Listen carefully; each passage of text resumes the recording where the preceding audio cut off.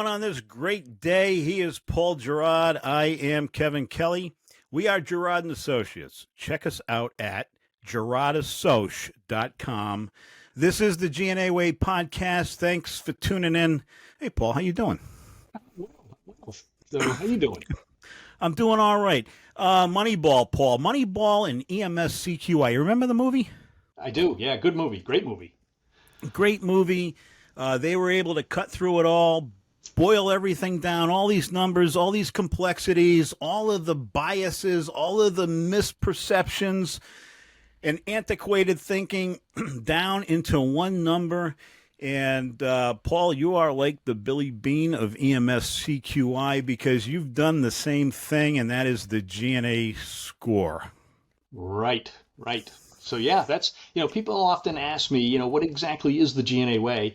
And it's actually not just the score, although that's a major component. There's kind of multiple things that encompass what we do and how we do it and why we do it differently than traditional EMS CQI programs.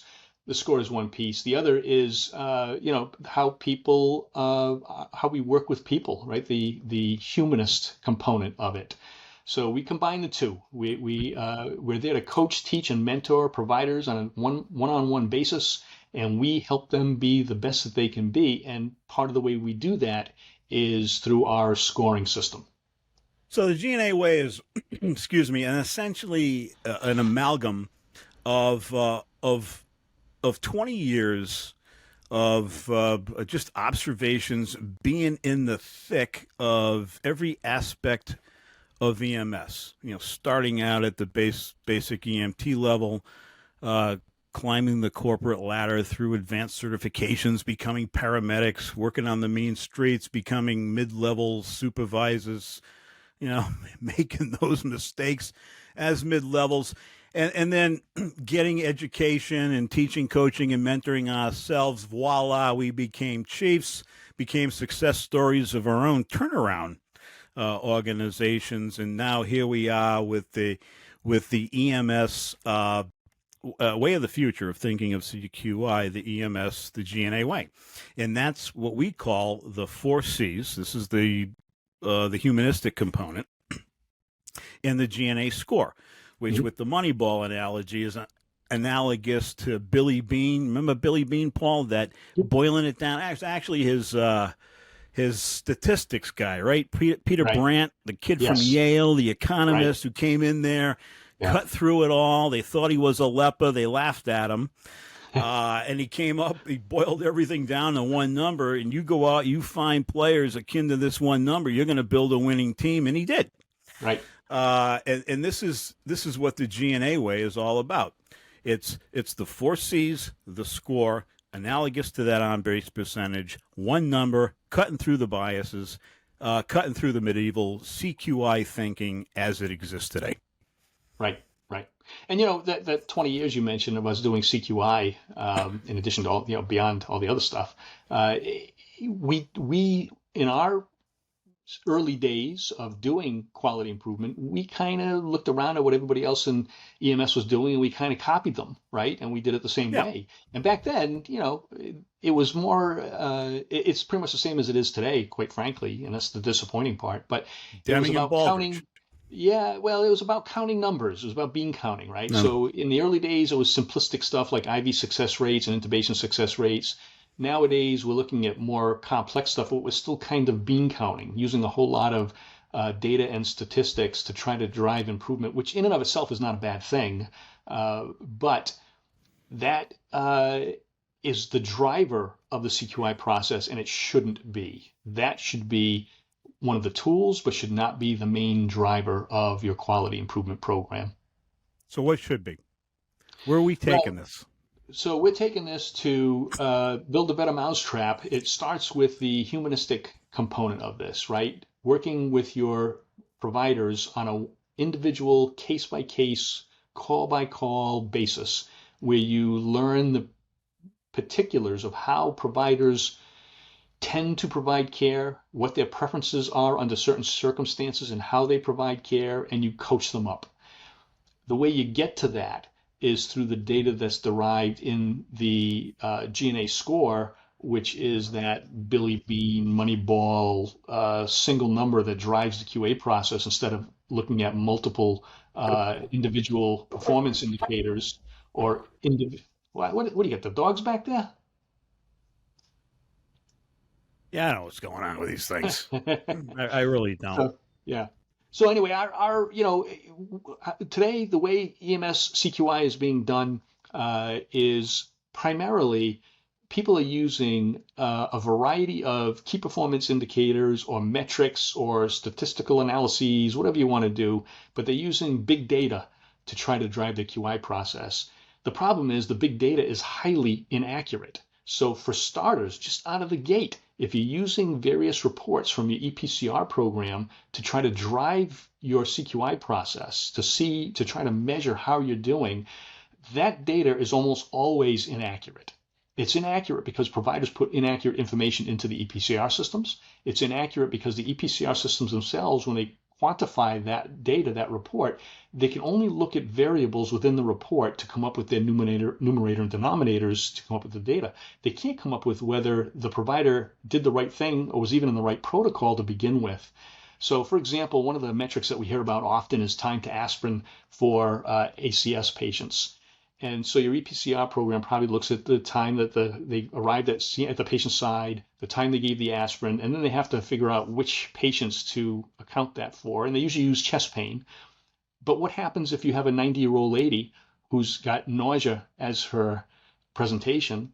You do a 12 lead on her and find she's got a STEMI, and you say, hey, this is an ACS thing. She needs aspirin. Your report may not have her in there because she wasn't having chest pain, for example. And the examples go on and on and on, right? So if you're looking for, every call where the patient had a STEMI, that's only where the paramedic said it was a STEMI. If the paramedic missed the STEMI, the report's probably not going to be accurate.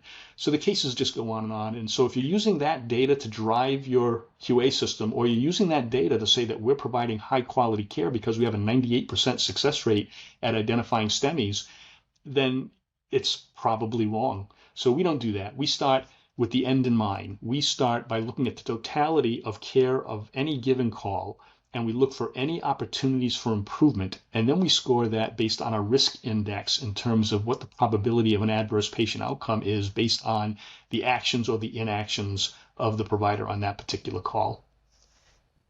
And then so that's the data collection and somewhat of the analysis piece, but take it from there. What separates Gerard from Deming? Well, we're in a different world now, right? I mean, Deming was back in the 40s and 50s. It's a long time ago. He made his bones on manufacturing quality improvement primarily, and that involves, assembly line production of a product. And in the process of building that product, whether it's a car or a television set or whatnot, if an error is made along the way, somebody can push the big red button that stops the assembly line, hopefully correct the error and get the assembly line back moving again. And so when you measure error rates, you're measuring stuff like tolerances for, if you need a bolt to be a certain size in order to fit the nut, and you're slightly off in your measurements and you program the machine as such, then your nut doesn't fit the bolt some percentage of time. That's kind of easy to fix, and you don't generally blame the line worker for that, right? You can fix the machinery, you can fix the process, you can fix a bunch of other stuff. We're in a whole different world. First of all, we're in a service industry. We're not in the manufacturing business, and the service industry is a little harder to quantify good patient care versus good automobile manufacturing, for example. Additionally, on the factory line, there are only so many variables that can impact the quality of care of what you're producing. In EMS, there are innumerable potential obstacles to good quality care. Some of it may have nothing to do with the care that was actually provided. It could be the response time. It took you longer to get there because the route was cut short, and therefore, there were things that happened along the way that altered how you may change your care on scene. There's scene safety issues. There's all sorts of things in addition to the care itself that can come into play, which results in literally hundreds, probably thousands, maybe even tens of thousands of individual measurement points that you would have to generate to determine whether you're doing a good job or not. And even if you measured 1,000 individual measuring points, that doesn't mean the overall care was good or not care. It just means those 1,000 individual points went okay or didn't go okay. But that doesn't account for the paramedic overall doing a bad job in spite of some of those measurement tools looking pretty good. So for example, if you spin out that report that says time to aspirin administration, and you get a 99% success rate in patients getting aspirin within 5 minutes of patient contact time, but on those calls, the paramedics were missing the STEMI on the 12 lead. Maybe they weren't even doing a 12 lead in some cases. Maybe they did a variety of other things wrong, didn't use oxygen appropriately in that particular patient. You're not measuring any of that. So we don't do it that way. We actually look at the totality of care, and on every call determine whether the totality of care was good and if there were things that could potentially be improved upon, and then we apply that scoring system to determine the potential risk to the patient. And that's what drives our QA process. I'll go back to Moneyball. Peter Brand, that Yale economist, Right. to paraphrase one of his more famous and quotable lines from that movie. EMS CQI thinking is medieval. They're asking all the wrong questions. If I say it to anybody, I'm ostracized. I'm a leper. That's why I'm cagey. I'm cagey about this with you. That's why I respect you, Mr. Gerard. And if you want full disclosure, I think it's a good thing that you got Deming off your payroll. I think it opens up all kinds of interesting possibilities. And, we get into this groupthink, but there's one way of doing things, and that's it. And we get lazy, and we forget about trying to challenge the status quo. And from the 80s and the 90s, and all the conferences that we've attended, and we've attended specific side conferences on CQI. It's all been about that assembly line Deming way of thinking about EMS providers. It is not friggin' inspiring. There's nothing inspiring about some of this numerator denominator stuff that's coming out of some of these organizations. It doesn't get to the meat of the problem. You want to solve an organization's problems, you start by looking at the individual components that make up the organization. And in EMS, it's the human being, it's the EMS provider. That's what you got to focus on. And that's why, we go off in this different direction, and you're going to get some challenge because, folks are in the groupthink. But if you're an EMS provider, you're an EMS CQI manager, you're a chief, think outside the box. Think less about Deming. Give this Gerard approach with the 4 C's and the G&A score, that on-base percentage for EMS providers. You give that a shot. We're going to move the ball. We're going to move the ball for you, and you're going to see it. Have we not moved the ball? And I know you don't like this when I get off on my rant about how good I think our clients are and our EMS providers. But I'll put our guys, gals, and our EMS providers up against anybody. Give us your run reports, folks out there. Let us put it through the non-biased process, and let's see how your score competes with our clients, who we, for the past decade, have taught, coached, and mentored. Don't mean to get off on the tangent. It's just, got a lot of pride with what we're doing and how it is different from everything that is still being, just talking about stuff, Paul, the same stuff they were talking about when you and I were sitting in conferences in 1989.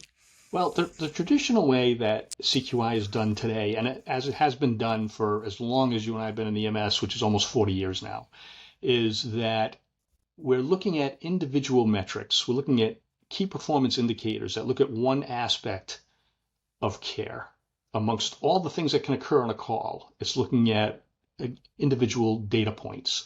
That's akin to saying, all right, I want a picture of my agency and whether we're doing a good job or not. So I'm going to buy a puzzle, and I'm going to dump the 1,000 pieces on the table, and I'm going to pick one puzzle piece, which is your STEMI recognition rate, cardiac arrest survival rate, time to aspirin administration rate. I'm going to take that one piece, and from this, I'm going to try to tell whether the overall picture is good or not, whether the overall care is any good or not. We don't really do that. And the problem is, even if you add 20, 30, 40, 50, 100 metrics, 100 individual pieces, that's still only a portion of the overall puzzle that doesn't give you the overall picture. So what's happening now, I think, in EMS is that a lot of agencies are coming up with, here's one more thing you should measure that'll be one more piece to the puzzle, but it's still only the 70th piece of a 1,000-piece puzzle. We don't do that. We look at the overall care. We determine how well things went, if there are areas for improvement, and then by providing our scoring system, we can look at the totality of how that agency is providing care. Let me show you something. Let me show you my screen, and I'll show you what I mean. So for folks who are watching who maybe won't be able to see this clearly due to screen resolution or whatnot, you can get copies of this on our website, gerardassociates.com, or I'd be happy to email you a PDF version of these reports if you want to email me at paul.gerard@gerardassociates.com. So this is our main granddaddy report, which has our scoring system labeled on it. And you can see on the far left side, you've got the 0 through 4 infraction scoring levels. So a 0 is no infraction. A 1 is there are documentation issues in the report that should be documented better, more completely, more thoroughly, but the care repair is fine. And then a category 2, 3, or 4 is a low or a medium or a high risk of a potential adverse patient outcome. And it doesn't mean anything bad happened to the patient. It means that if you did that thing over and over again, the likelihood for a poorer outcome is high or medium or low risk.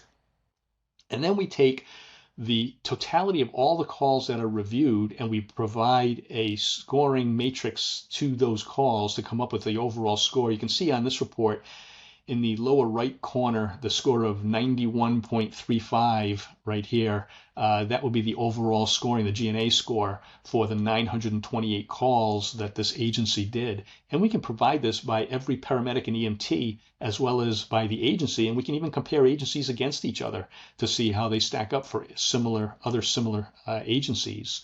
And that score comes from the number of category 4s, the number of category 3s, 2s, 1s, and the 0s. Now, from that score, you can then drive your patient care efforts. So, for example, we have another report here called the Nature of Call Report. And this looks at, for example, for this agency, the number of clinical infractions per category. So if you look at patients who are having an allergic reaction, there were 4 patients. They were all scored a 0, and therefore the score is 100. So typically we'll use that to look at the lower end calls that are scored on the low end, and then we can go into each of the calls for that category to identify exactly what's going on for calls that have a lot of 1s, 2s, 3s, and 4s, for example, to determine whether the care was appropriate. But more importantly, you can say, okay, for chest pains or something. So if we go to the bottom of this report and you look here under abdominal pain, injury, 54 patients, there were 32 zeros, 13 1s, and 9 2s. We can go and look at those 9 2s and see precisely what's going on that made that call get scored a 2. So that allows you to really hone in closely to what is going on to determine, whether everything is being done that should be done the way that it should be done. So, it's a whole different way to look at things, and we can do this by provider to see where a provider's strengths and weaknesses are, and within any clinical category, what types of things are they doing, all the way from documentation through clinical care. What are the types of things that they tend to do that is resulting in that score being less than 100? And that's what helps drive the process. We then take that information and we meet with each provider, and we have a spreadsheet, which again I'll show you this here. A spreadsheet here that tracks their progress, and the improvement notes are up in this column here that shows you the types of things that we discussed within their data that we'd like them to work on from this trimester to the next trimester. So again, it's a much more detailed. So let me see if I can show you that spreadsheet so I can show you what I'm referring to.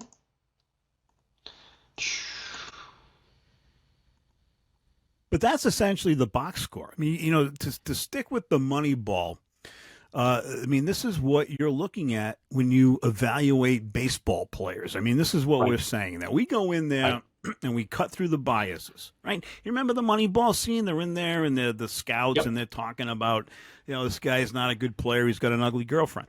Well, I don't know right, how that translates to EMS, but we cut through that, right? We right. don't get into that, and that's the Moneyball down to one number Yeah, that you can use across your human capital and throughout your organization. right. So looking at the spreadsheet I was referring, I brought that up so people can see it. And again, I'd be happy to send this to people if they want to take a look at it. But you see for a given period, January through April, score a 93.08, their most recent. And then right over here on the far right side, within all those data, after reviewing every one of those calls with the provider, the common trends we notice is that the provider wasn't documenting risks of refusals, and patient competency on their refusals was a big driver of why their score wasn't higher. So that's what we want them to work on one trimester to the next. This is also a chance for us to give kudos to providers, right? So again, trimester before, several well done and documented calls noted by the medical director and reviewer. Nice job. Remember to document respiratory rates in all specialty exams in the exam section with last known well and symptom onset times, yada, yada, yada, as they say. So we're really able to drive individualized improvement with each provider based on what they tend to do or not do, as opposed to putting out generic policies, generic memos. You inundate people with stuff that doesn't apply to them. So when you do put something out that applies to them, they're a little bit numb already, and they just kind of don't really engage with it all that well. Yeah, and then you got the you must know about this stuff. The EMS CQI programs.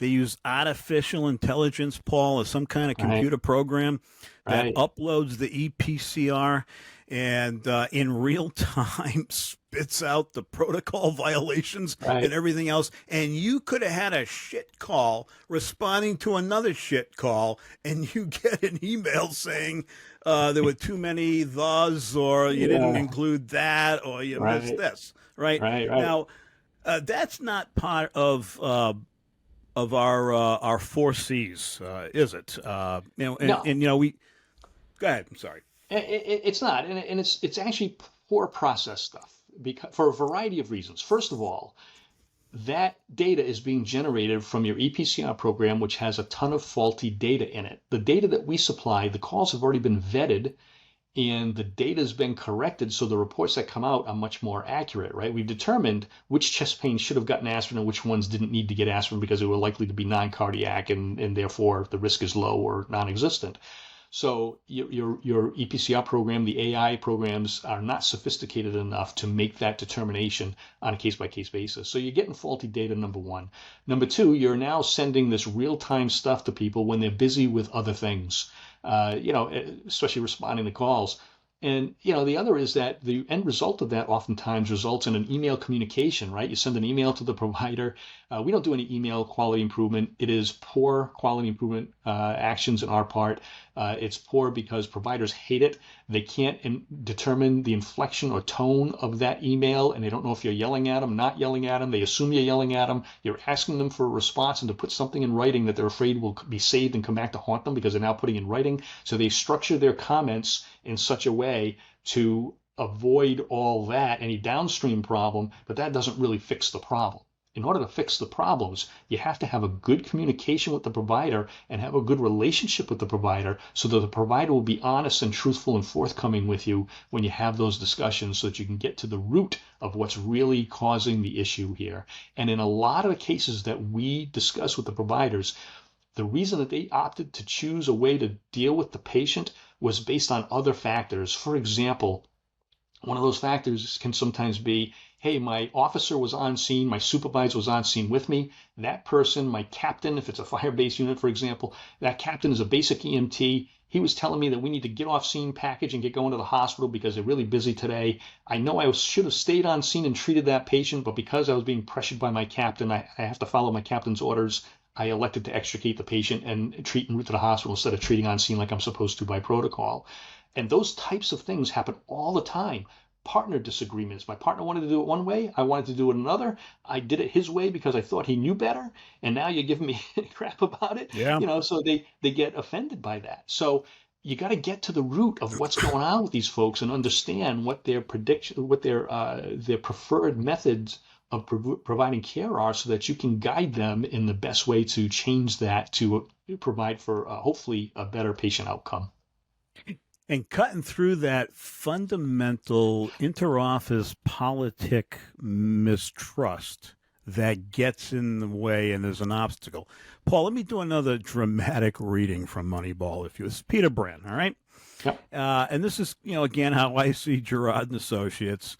Here it is. It's about getting things down to one number, using stats to reread them. We will find the value in EMS agencies that nobody else can see. EMS agencies and providers are overlooked for a variety of biased reasons and perceived flaws: age, appearance, personality. And I'll add in the EMS, interoffice politics, who knows the chief, who's buddy, who's got the perception of being a better or a more competent EMS provider because of the number of merit badges or ACL instructor type certifications that they have. But here it is. Gerard and Associates in mathematics cuts straight through that. We get right down to the core, to a solid number that we can use along with the 4 C's. The other half of the G&A way. It's not the data, but it's how you use it, how you read it, and how you use that data to inspire. There's nothing inspiring, Paul, about the average EMS CQI program. You bring them in, it's tense. It's the friggin' adversarial system right out of the starting gate. Right, They're not right. there. No one walks into those things thinking, Right. well, he's there to help me and he's Right, going to get. right. No, it's like people are butthurt. They pucker up right from the starting gate like they've had a alum and lemon juice enema. And there's got to be something to cut through that and diffuse all of that. So we got the score, Yeah, even when an they try. unbiased scoring, Yeah. unbiased scoring system, and the 4 C's. And those 4 C's, it's what we have observed over the 20 years, 400,000. It's that whole farmers insurance. The farmers, we know a lot because we've seen a lot, or vice versa. Right. But we see these attributes of success. We see it in our own people. We see it when we go out and we look at other agencies that have a more defined CQI program in place, and these coaches have some attributes. One, they have a command presence. I mean, just by looking at them and talking to them, but they walk the talk. They know what they're doing. They're not shenanigans. They're not charlatans. They're well-respected agents within the organization that new people can go to, and that's who you want in that role. You want somebody who's compassionate, like you and I. I mean, we've there probably isn't anything throughout our. I mean, I started in '86. You started, I think, in the late '70s, right? 59. Yeah. 79. All right. So, and we've had the roles as EMTs and paramedics and mid-level supervisors, and then we got our big shot as executive directors of turnaround organizations. Mine was Webster. They're still in business today, and they didn't give us a shot in the world back when we started that, taking that over in '98. But you got to have that command presence. You got to be compassionate. You got to be empathetic. You got to be able to put yourself in that other person's shoes to help, weed through and understand the complexities of the problems. You got to have that competitive attitude too. You still, you get that gold patch from the the National Registry, and you can see it one of two ways. You can see it either as a floor or as a ceiling. And if you see it as a ceiling, you're fucked. That's it. I've made it. We're moving on up. I don't need to go anything. I just need to show up, do my job, and go home. Well, frankly, emergency services doesn't work that way. This is not an assembly line. You got to be inspired. You got to have a positive attitude. You want to go in there. You want to rip people from the Grim Reaper on a daily basis. You and I often talked, if we had the G&A system back when we were on the road and somebody was objectively scoring us, and you were my partner, and I knew you had a 90 whatever and I had a 70 whatever, that would annoy me to all get out. Mhm. and I would be doing anything to try to outcompete, whatever it was. Where am I Well, screwing up on my paperwork? Where in the protocol analysis of these complicated respiratory patients am I fucking yeah. things up? Um, am Well, I? that's what people do. They look at the score and they compare against each other, and it's a Yeah, friendly rivalry in most cases. And people, but to get back to the process stuff, I think you and I, when we started, we were doing a lot of this data-driven analytic, looking at key performance measures and individual, metrics and whatnot. And it goes back to that puzzle thing, right, that we spoke about earlier. yeah, Is that it's one piece of the puzzle, and as EMS progressed, they were telling us we needed to look at more and more pieces of the puzzle, and it just got so cumbersome, and it just didn't seem to be working. So that's how basically I developed the GNA way yeah. was looking at there's got to be a better way to do this. So wouldn't it be better to look at a run report, determine how well the provider did everything they should based on protocol standards, training, medical director wishes, all that stuff, and determine that the care was appropriate. And if it wasn't, and there's something that could be done better, not if there was an error, not if they did something wrong, it's if something could be done differently that might benefit the patient. Let's Right, throw that into the mix, have that discussion with the provider, talk about right. ways that they can use that additional information, that little piece of knowledge that might help to make the care they provide more thorough and more complete on behalf of the patient. And that's the difference between the analytical side of the GNA way and the philosophical side, which you just articulated a few minutes ago. We Yeah. combine the two so that we can get best responses from the individual providers. Yep. And the last one of those C's, and in fact, it might be the most important one, although I think they're all weighted equally, is being coachable. You need a CQI. You need a CQI coach that's coachable himself, Hmm. that's able to withstand the authentic and humanistic Right, criticism that often right, comes the right, CQI guy's way. And we want our providers to be coachable. We want, you know, these baseball players. I don't think they have a lot of success if they have a coach and they keep telling the coach, "Nah, I'm good with how I'm doing it." Well, you're hitting 280. Yeah, but I feel really good with my swing and all of that. Yeah, but you're only hitting 280. We want to get you to 380. Well, right. I'm good. You can't have that. Again, it's the floor versus the ceiling. You get that patch, you want it to be the floor. It's the beginning of a great career. All kinds of things you can learn and do. But the last of those four C's is you got to be coachable. You got to be open. You got to be open to Mhm. that authentic and That's humanistic both. feedback. That's both the provider being coached from Yeah, the coordinator, but the coordinator being coached as well. We spend a lot of time when we're talking with providers, and we pick up because we talk to so many people. We pick up all sorts of things that I didn't use in my practice, and I'm like, oh, that's a great way to go about it. And then we right. try to spread that to everybody else that we come in contact with. Hey, I just learned something new about a given medication or something that I didn't understand before, didn't fully realize before. I don't know if you realize it. Did you know this? And it really generates a lot of good discussion, right? And that's what this is all about: is creating a good, comfortable discussion that can be had between the coordinator and the provider, so that the provider's not feeling like they're being thought of as less than, and the coordinator doesn't feel the stress of, this guy thinks I'm an asshole, and Yeah, and now we're going to get into an argument about this because I know he's not going to agree or she's not going to agree. That all goes out the window when you boil it back down to kind of an academic pursuit, right? So let's, who cares if it was your call? Let's just pretend it wasn't. Let's just go through the details of the call and see that's what we it. can pick up. And I have to tell you that providers respond so well to that process, to that format, that oftentimes they will come to you with issues. Oftentimes they'll say, hey, I had a call yesterday I want to talk to you about. A lot of times they'll say, I knew you were going to come and you're going to ask me why I didn't do a 12 lead, right? Right. No, Exactly. So what's up with that? And they say, here's why. And they'll throw themselves under the bus because they know you're not going to be driving the bus over them, that they know that you're going to have a human discussion with them. And a lot of times the discussion is, I've done that a dozen times myself. I know exactly why you were thinking that way. And you relate that and you become relatable to them. So a lot of it is the technique with the coordinator and the individual providers. And then you marry that against the independent scoring system that gives you an overall view and can drill down to the specific things that one person is doing that you want them to work on the most. And then next trimester, you pick the next item off the list that's the Yeah. most common thing, and you pick that off, and you do it Right. one at a time. So over time, this person is taking their lumps one tiny little lump at a time, as opposed to feeling like they're being hammered, Yeah. over and over again by the QA process.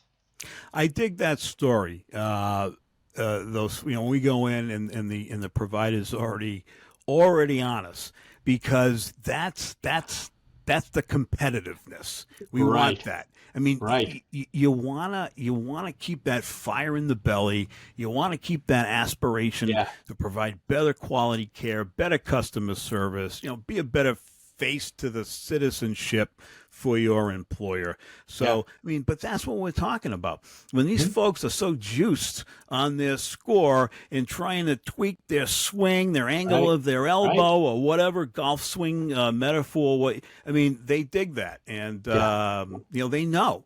They've gone through so many reps. They yeah, know, yeah. and they get it, and they see their score go up, and that inspires them to think holistically about other areas of their paramedic practice. We've had, I think the biggest compliment we've ever gotten is we've had a number of providers say, I feel so much more confident. Before I felt like I had kind of a false bravado. I'm good. I know I'm good, that type Yeah, of we've thing. done that. But they couldn't That's prove right. it. Yeah, Yeah, they couldn't prove it.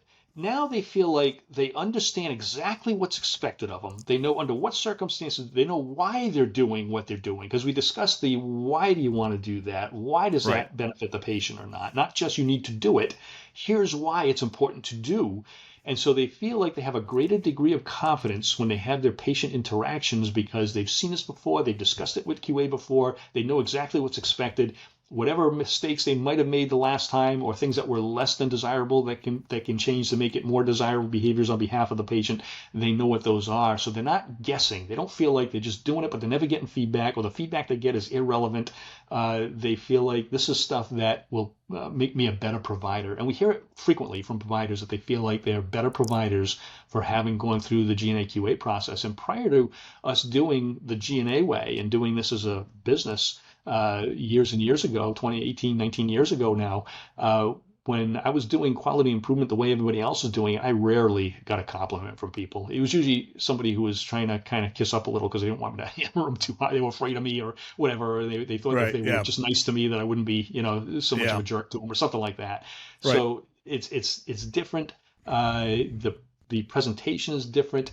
How we analyze data and how well they're doing is different, and we get a lot of very good responses. I've had chiefs of agencies say, listen, I sleep better at night because I know that you've got a very fine mesh in this net and nothing gets through because you're looking at everything and you talk about everything on every call that could potentially be improved upon. He said, I sleep a lot better at night using this form of QA than doing it the way we were doing it before we hired you. Yeah, I do this law thing, this trial law thing, and how many times do I get these EMS providers or these agencies?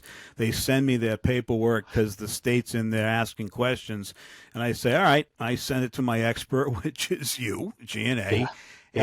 and we send this thing out for the paperwork out for an unbiased review. We get it back. We set up our one-on-one, and what do we almost universally say? How the fuck did this make it through the CQI program? Right, How did it happen? right. And these aren't close calls, Paul. All right. I mean, No, no. these aren't, the OEMS isn't wasting their time on close Right, calls. right. It's how was the hole in the CQI Swiss cheese so big? This one got through. Well, a You lot of the know, problems that we've talked about, a lot of problems that we've discussed, the issue isn't a one of that it was just a bad call because they forgot to defibrillate a VFib patient. They just didn't right. do something that was clinically one of. It is something that you can say this has had to have been going on for a long time. And sometimes the Yeah. providers will even say to you, I've done this for years this way and nobody's ever said anything to me. But you look Yeah. at it and you look at the behaviors. This is true, especially we've been seeing in the national media a lot of articles about paramedics going bad, right? Or EMT providers going bad where they're on video accosting patients or talking disrespectfully to them and those types of things. That doesn't happen just usually because they had a bad day to that level of where they get fired and ends up on the national media and they're getting sued and all sorts of stuff. That's usually a provider who's had a bad attitude for quite some time. And to be honest, you can see that in the QA process when you meet with people. You can tell the folks who are going to be problematic because they don't want to listen, they don't want to hear stuff, they think that they know better. Those are folks who are going to fail big at some point. So the process should be able to pick up on that and should be able to deal with and address that. And we really keep emphasizing over and over again, like a swing coach or quarterback coach, you can do that sports analogy all day long on this. We coach them in fundamentals of EMS, which includes their bedside manner, how they talk to people, how do they interact with people, what's the best way to get patients to comply with your wishes without trying to force them, because patients don't respond to force any better than paramedics respond to force from the QA department. So we discuss all those things as Yeah. part of the QA process. We're just not looking at your IV success rate.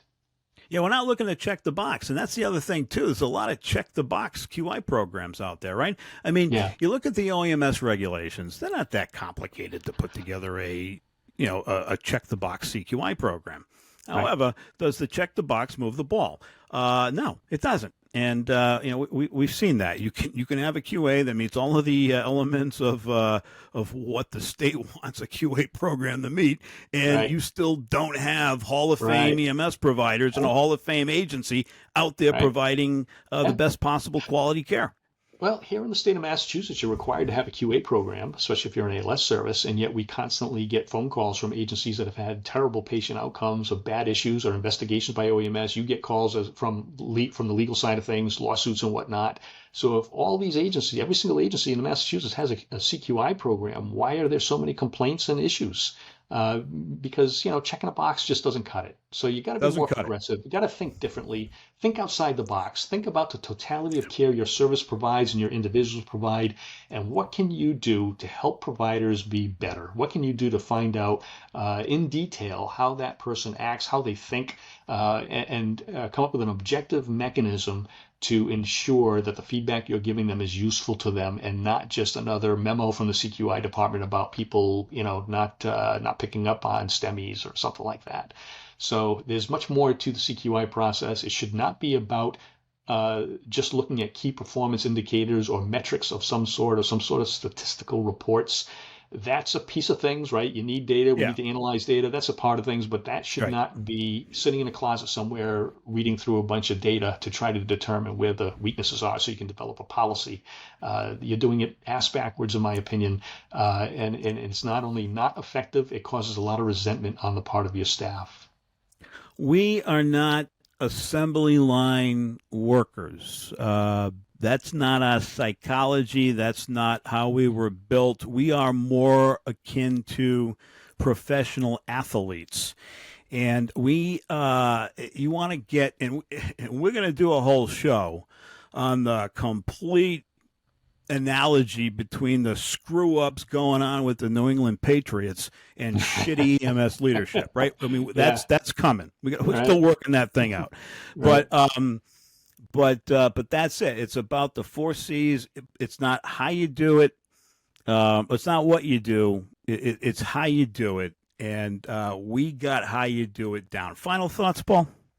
just challenge the status quo in CQI. There are better ways to do it. We're still doing it the way it was done in the 50s in terms of the Yeah. processes we use, how QA in general was done in the 50s and 60s and 70s and whatnot. We haven't moved the ball a lot in terms of proving that the care we provide is actually good. So be creative. Don't just look at a bunch of metrics. Next time you read an article in EMS1 or something that says, "Hey, here's another thing you should be measuring in your CQI process." That's good. Read it because there might be valuable info in that. I'm not disparaging it per se, but remember that CQI is more than just another metric, another thing to measure. It's about helping providers be the best that they can be, and it's going to take some coaching on your part to get them there, because using the traditional feedback mechanisms we use are not effective in getting people to change behaviors. And ultimately, CQI people are change agents, right? Our job is to get Yeah. providers from change from lesser desirable behaviors to more desirable behaviors, more likely to improve patient outcomes. So you need to know the mechanics of how to get people to change behaviors, and using force never works well in the long run. Challenge the status quo. That's what you said, Paul. That's it. I really dig that. And if I can leave you with this, it's the old saying: if the only tool in your toolkit is a hammer, you begin to see every problem as if it were a nail. Right? You remember Right. that one? Yeah, yep, Well, yep. the EMS CQI analogy of that is, we get stuck in the status quo, is if, the only tool in your toolkit is W. Edwards Deming, you're going to see every EMS provider as if he were an assembly line worker. And that does not move based on our experience over 20 years, 400,000 calls. That doesn't move the ball. Right. All That's right. it. Well, so just one last note. EMS conference coming up in Connecticut next week. Paul and I are going to be there. Gerard and Associates will have a booth. Stop by, say hi. Paul's going to do his take an autograph picture with Paul Gerard. He's an up and comer. But stop by, say hi. Love to see you. Love to hear your thoughts about our podcast, our product.